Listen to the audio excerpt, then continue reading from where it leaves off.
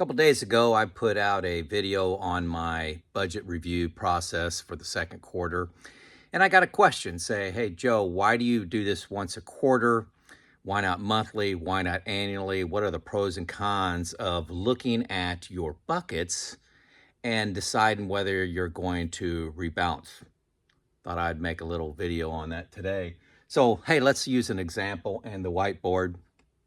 So I have three buckets. These are not my numbers. This is for illustration. It's simplified, easy math for me, okay? So say that I need $50,000 a year from my investments. I may have Social Security. I may have a budget. I'm not a pension, sorry, but 50,000.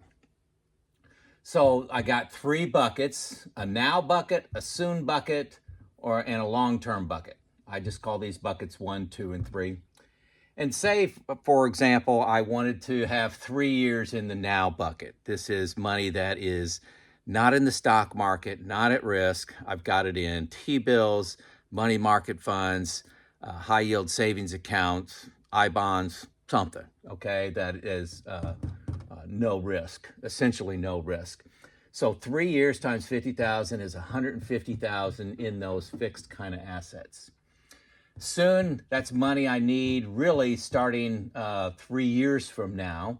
And it's another 3 years just in case. Well, I'll talk about why in a second. So that's another 3 times 50,000, 150,000. That is invested in, could be fixed as well.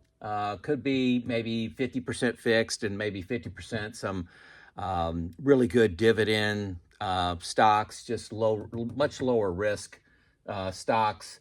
And then long-term money, let's say 700,000, that's your growth, whatever you like. You can pay S&P 500, for example. So this is a 70-30 portfolio, 70% stocks, maybe 30% fixed, depending on how much you put in there in stocks, but humor me and say this is 70-30.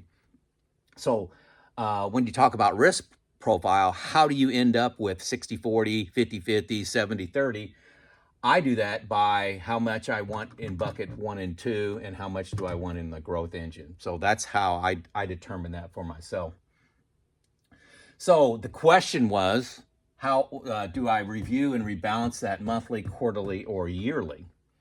Well, you got to remember the purpose of each bucket. The now bucket is, hey, I don't want to sell stocks when they're down. Say the market drops 25%. I've got a 3-year buffer here. So I can go on with my life, spending normally, maybe drawing back a little bit, depending on, if the market went down 50%, naturally, you're going to spend less money, just be honest.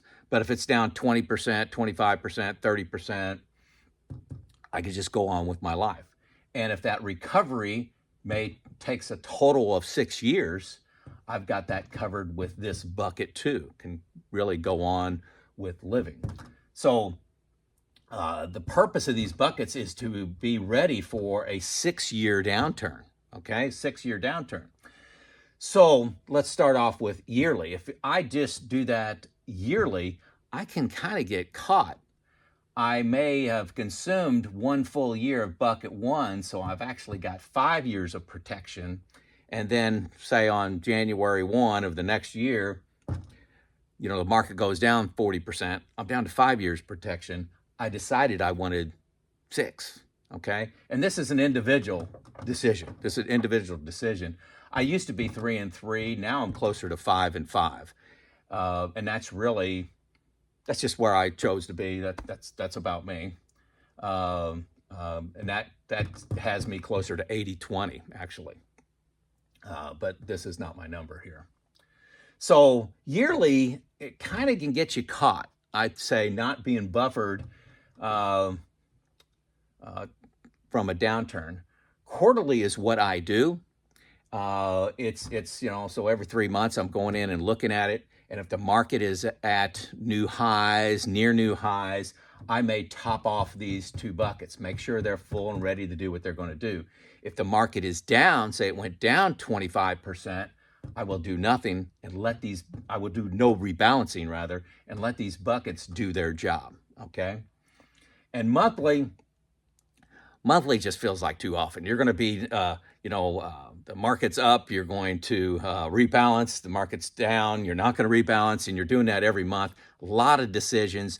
I prefer to let the market go and establish its trend. Is it trending up? Is it trending down? And that's just my thought process. So yearly can get me caught with not having enough in bucket 1 and 2. Monthly is too much tweaking of the knobs and more work. Quarterly just seems to fit for me. So that's what I do. It's a budget review process. It's a bucket review process. Can they do what they're designed to do? It's not an automatic refilling of the buckets. That's something a lot of people get wrong about buckets, is they automatically refill it. No, don't automatically refill it. Look at the market and see if it's new highs. And then, if it is, top it off and be ready. Be positioned with your gas tank full in your car, as an analogy. You're ready for the 6-year downturn. Hopefully that makes sense. This is Joe out.